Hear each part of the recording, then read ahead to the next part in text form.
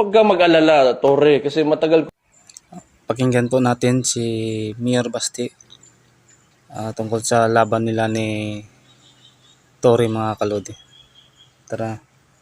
Huwag kang mag-alala, Torre, kasi matagal ko na talaga gusto makabugbog ng unggoy.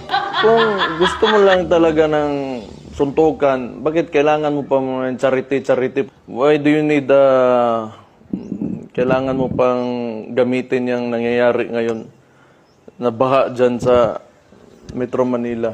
If you're really serious about this, kung gusto mo yung charity na yan, and you've laid some conditions, then let me lay my own conditions for the event. Kung serious ka talaga, ha?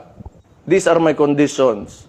Pakiusapan mo yung amo mo na presidente, and let it come out of his mouth that all elected officials should undergo a hair follicle drug test.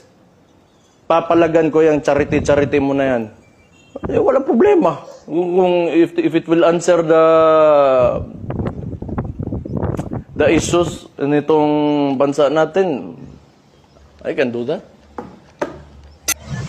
Huwag kalimutan mag-like, share, follow, and subscribe. Ellen Vlog. You know.